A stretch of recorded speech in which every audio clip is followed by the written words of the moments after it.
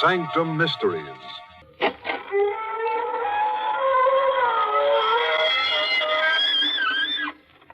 Good evening, friends of the Inner Sanctum.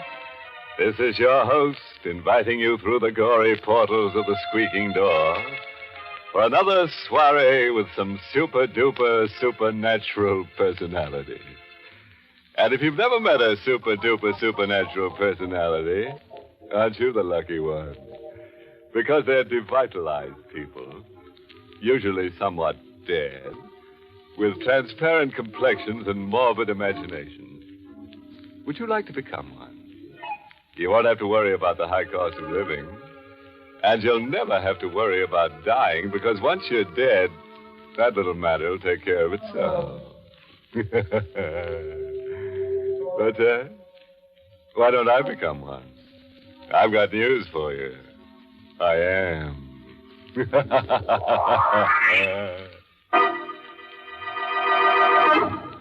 Tonight's Inner Sanctum mystery, Death Demon, was written by Milton Lewis and stars Everett Sloane in the role of Howard with Ann Seymour as Gilda. All right, friend. Let's stop all this ghoulishness and let's get grim. Now remember our rule. Don't jump out of the window unless it's open. Ready now. Then listen as Howard Rhine tells us his strange story. The wind was rising when I returned to Greystone Farms late that night. The house with its Victorian gables and towers looked like a clawing hand reaching into the scudding clouds. I went directly to my room, even though the living room was lit up. I had no desire to see my stepmother or the man she had married. The moment I got into my room and turned on the light, I gasped. My things had been disturbed. Many of them were gone. I ran down to the living room. Come in, Howard. We want to talk to you. I looked at this young woman, not more than 10 years older than myself, whom I called Mother. In the flickering firelight, she looked more beautiful than ever. But he was there, too. And I felt his voice cut across the room. You needn't stare at her like that, Howard. She didn't take those things out of your room. Who did, sir? I did.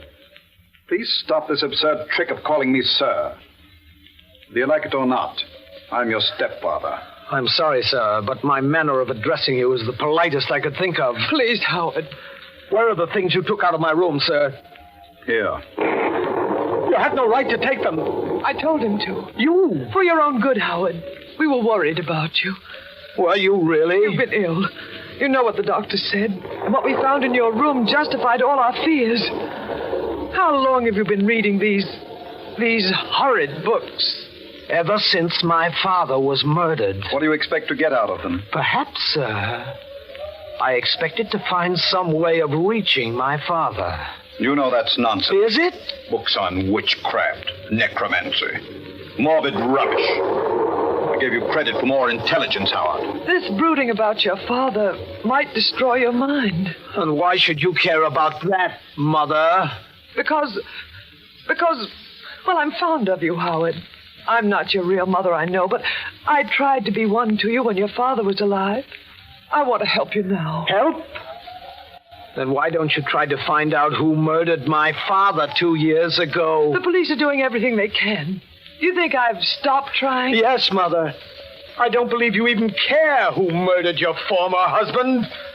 All you care about is him. Now, see here, Howard. It's true, I know it. I'm not a fool. The only reason you permit me to stay in this house is because my father's will compels you to take care of me, or you wouldn't have a penny of income. Howard, you're hysterical. Can't you see what these books have done to you? Perhaps you'd like to see what they've done for me, sir. What are you talking about? This morbid nonsense. What if I tell you that some of those things are true? They can't be. Someday I'll be able to talk to my father and find out who murdered him in his sleep. Perhaps I might be able to do it right now. Right now? You're frightened? You wouldn't like to see him again. This man you loved so deeply that you remarried a year after his death. Stop it, Howard. Stop it. And you're frightened too, aren't you, sir? And with good reason. I don't think you'd care to meet this man whose wife you stole. Howard! Would you like to see him? I'm not afraid. Then perhaps I shall make him appear. What are you saying, Howard? Do you know where I was all day, Mother? At my father's grave. And look, this earth! I brought some of it back. This earth that's now mingled with his remains. Listen. That's Dane, my father's dog. Animals know when the dead are near. This time it will work, I'm sure. The signs are right. What are you going to do? Throw this earth into the fire and follow an ancient ritual to set loose the chained spirits of the dead. There! Howard! Did you see how the flames leap up, Mother? The lightning struck that tree and knocked a branch through the window. You're wrong. It's my father. Father! Where are you? Father!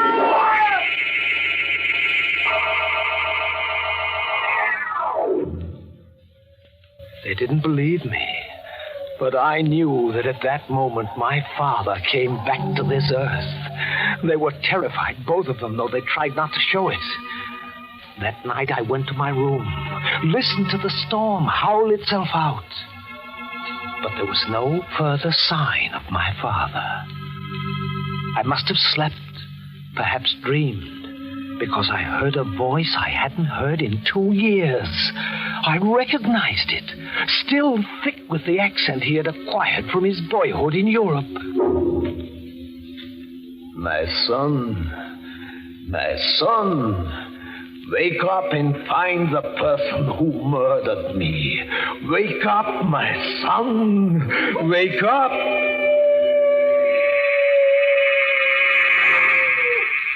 The next thing I knew, I was rubbing my eyes. My room was full of mist, tinted a strange yellow gold by the murky moonlight that filtered through the windows. My father's dog, Dane, was tugging at my leg. He was trying to lead me out of the room. I followed him through the halls of that huge silent house to my father's study. It had been locked up since he died, and no one ever used it since. But when I tried to handle this night, the door opened, as though being pulled by some unknown force. Mist and moonlight crept into the study, lit the dust and cobwebs and shadowy furnishings with an eerie light. And then something crashed. A broken vase with a tiny key among its fragments lay on the floor. It might have been Dane who knocked over that vase, but I don't think so.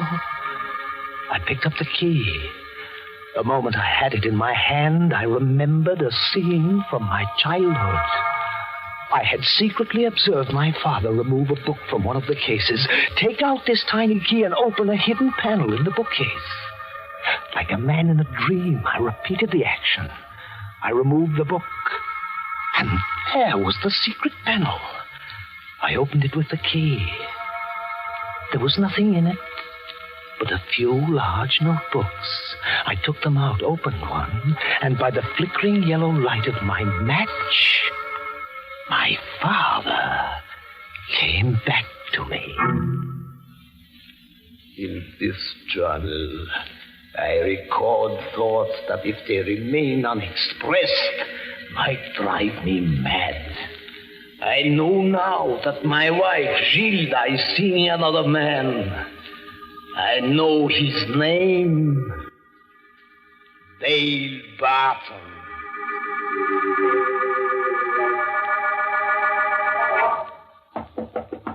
Howard! Howard, open the door. Please. What do you want, Mother? Just to see you.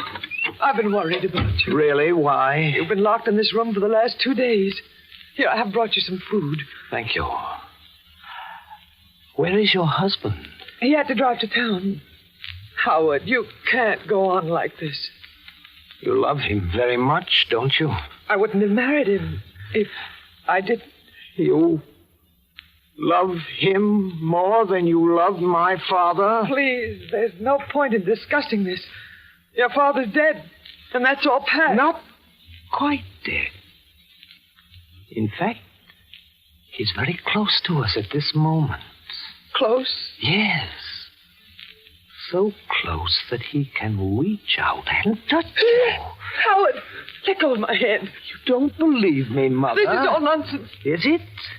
What would you do if I told you that my father is holding your hand this very minute? What would you do if I told you that he has taken possession of my body? Howard, you're ill. You don't know what you're saying. Did you know Dale Barton before my father was murdered? No, I only met him after your father died. You lie. That's his voice. You have been seeing Dale Barton for months. I know. I followed you. No. I talked to you about it the day before I died. You swore he meant nothing to you. Let go of me. Let go. Did you kill me? No. Answer me. Did you murder me? You once said you hated me. Let go of me, please. You said you loved me even on the day I was murdered. You're hurting me. Did you murder me? Was it because of him? Tell me. Help me. He's going to murder me. Help me, someone. Where are you, crazy fool? What's going on here? Dale, help me. He wants to kill me. Howard, let go of her. No, she's mine. No. Dale. Oh, Dale. Come, Gilda. I'll take you out of here. He led her out of the room while I lay on the floor. Had she murdered my father? Had he? I knew at last I had the means of finding out. There were thick vines outside my window, and late that night, as I had often done when I was a boy, I carefully, quietly climbed down them, stopping at a point outside their window. I clung to the wall like a bat, and I heard them talking. Did you hear his voice? You don't actually believe. I don't know what to believe. He looks so much like his father. When he sees me, he spoke to me. It was his father. Gilda, you're being foolish about this. Am I? On the day William was murdered, Howard was away at college. How could he have known what we talked about? And he did know. That boy seemed to know every word. That boy, or is he his father? Gilda, do you know what you're saying? Yes. This isn't an ordinary thing. There's nothing you can do about it. Oh, yes, there is. I climbed back to my room to think. I dared not go to sleep because I knew my father had been murdered in his sleep. And if they had murdered him, they'd certainly have an excellent reason to kill me. I thought of running away, but then I would never find out. I know now why I couldn't run away. My father within me was holding me there. I lay down on my bed to rest. And then suddenly I found myself dreaming that a pair of powerful hands were clutching at my throat. I struggled, gasped for breath, tried to scream. I was being murdered in my sleep just as my father was. I tore at those iron fingers, clawed at those hands that were cutting off my life. And then I opened my eyes and discovered that it was not a nightmare. I hadn't been dreaming. It was real. I was being murdered.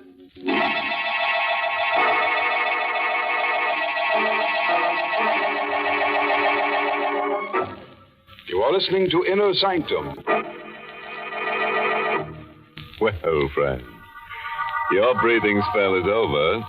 Now it's time to lose your breath again, so let's get back to our story. Now, what did we do with the corpse? Oh, yes. We were interrupted while we were making one. And if you remember, the corpse belonged to Howard Ryan, the young man who was telling us this story. He had just discovered that his dream had come true, and someone was choking him to death. That's a nice way to wake up from sleep, isn't it? Well, let's have Howard tell us what happened. My eyes focused through the haze, and I recognized Dale, my stepfather. They were his hands that were around my neck.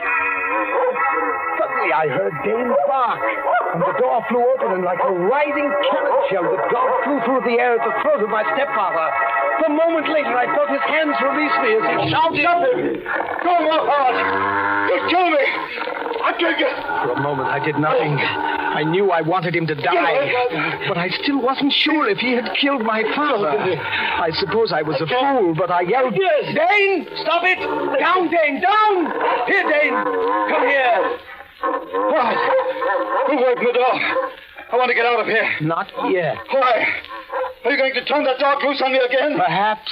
You want to kill me? You tried to kill me. Kill you if you lost your mind completely. I woke up with your hands around my throat. You're insane.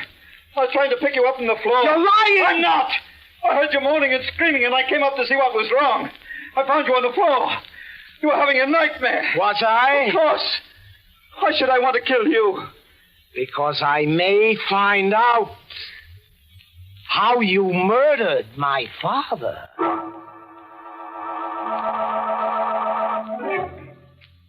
What he said could have been true. I had had little sleep for a long time, and his attack on me could have been a nightmare. I could never be certain. But to protect myself, I kept a gun with me at all times. I read and reread the journals of my father, which I had found. More and more often, it was his voice that came out of my mouth, his thoughts that filled my mind. And then came the night when I found out the truth. Good evening, Howard. What are you doing in my room, sir? I came to have a talk with you. Dane! Dane! There's no use calling for your dog. You'll never see him again. What did you do with him? What should have been done long ago. What have you got there? A knife. And it's quite sharp. Quite suited to the purpose I intended for. You came to kill me. Did my mother put you up to this? No. As a matter of fact, your stepmother is in town right now. We two are quite alone. I see. You've always hated me, haven't you, Howard? Yes, sir. I suppose you can't help it. Your stepmother's a very beautiful woman. She has nothing to do with us. Makes very little difference. Fact of the matter is that you become dangerously psychopathic. I want you to know that I've taken steps to have you confined. Oh, so that's the game, sir. You're going to kill me and tell the authorities you were protecting yourself from a homicidal maniac. I'm glad you're aware of your disadvantages. But you're not aware of yours. A gun. Did you murder my father? Are you going to... Did you kill me? Who's speaking? Answer me. Did you murder me? Who are you? What are you? Answer me. Yes, I'll answer you. I'll kill you. Don't. Speak before you die. Did you murder me in my sleep? I have got to know now. Murder you? Did you? Did you? But he never spoke again. My father, using my body, had murdered him.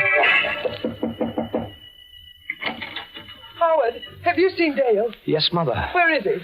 Come in. He's in here.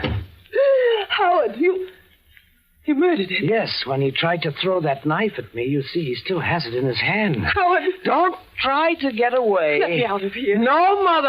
And don't call me Mother. You're no son of mine. You're a murderer. Yes, Mother, but less of a murderer than you are. At least I killed in self-defense. Not when my victim was asleep, helpless, and unaware of danger. Let me out of here. No, you're going to stay. Oh. Yes, this gun. The same gun I used to murder your husband. Oh. Stay just where you are. Why? Because I want you to see this man who succeeded my father. This creature whom you love. Look at him there, Mother. Twisted grotesquely into the whining coward he proved himself to be in death. Look at him. This is the man you gave up my father for. This is the man you committed murder for. Let me go. No, look. This is the man who used his last breath to betray you. Betray me? Yes. How? He said that you killed my father. Yes. It's a lie. Is it, Gilda? William. Is it? Yes, I didn't murder you. I mean to know the truth. Do not think this is some trick played by my son. I am William. I know things which only you and I in all the world know. Stop it. Tell me the truth. Don't point that gun at me. Your only chance is to tell me the truth. Will you let me live? It will depend on what you tell me. Then why should I tell you? Because I am your husband, who once loved and trusted you, Gilda. Tell me. Tell me now, or you will die. Very well. I did it. I committed the murder. That's what you wanted to hear, isn't it? That's what you wanted me to tell you, isn't it? It is what I wanted to know. What are you going to do? What do you think I should do? Let me live. I've loved you. I've always loved you. It wasn't my fault. He put me up to it. Now that he's dead, I realize what I've done. Do you? Yes. Let me live. Let me live. Perhaps I shall, Mother. Howard. Oh, you understand, don't you? It's just as it happened with you and your father. So it happened with Dale and myself. You won't do anything to me, will you? I'm not your real mother, I know, but I have loved you, Howard. You know I've loved you, and I still love you. Tell me one thing. Was he as guilty as you? Yes, it was really all his fault. Then come with me, Gilda. We're going to the police.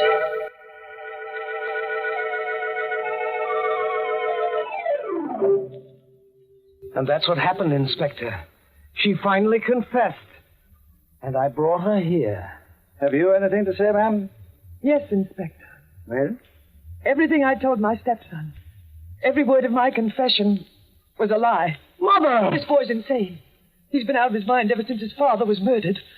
I only made that confession to humor him and save my life. And I can prove what I say. More than one doctor has found him unbalanced. I believe you, ma'am. Inspector, you can't. This woman murdered my father. She told me. We know who murdered your father, son. It was not this woman. We picked up a man yesterday. He confessed. He gave us all the details. They all checked with the evidence. His name is Ralph Stone, criminal with a long record. And he murdered your father for money. Then it wasn't my mother. No, it wasn't your stepmother, no. It was her husband, Dale Burton. We learned that he hired this Ralph Stone to commit the murder. Then I was right. My father knew what he was doing when he made me pull that trigger. I wonder, son. Because you're under arrest for murder.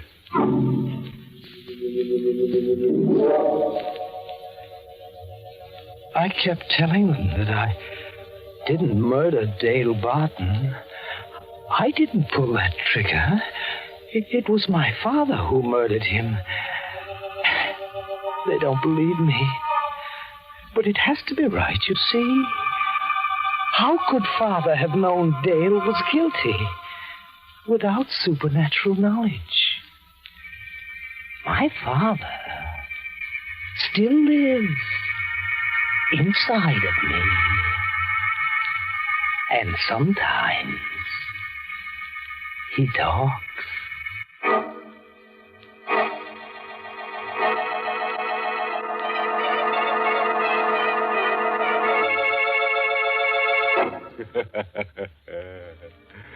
Well, friend, there's nothing wrong with little old Howard. Just a little bit nuts, but who isn't? And how'd you like someone to possess you someday? Just think, you could lead a double life for the price of a single. In fact, you may be able to save money because, as everybody knows, two can live cheaper than one. Which brings us to the moral of tonight's story, taken from the croonings of Nature Girl, who warbles, "Don't drop dead except in bed, otherwise you can break your head."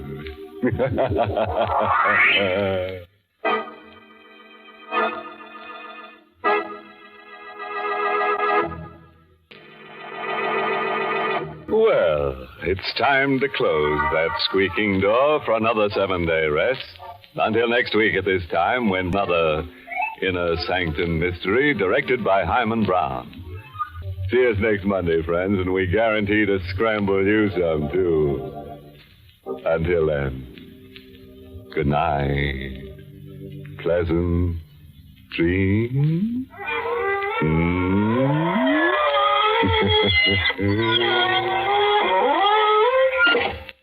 This is Dwight Weist inviting you to tune in again next Monday at this same time to Inner Sanctum. This is CBS, the Columbia Broadcasting System.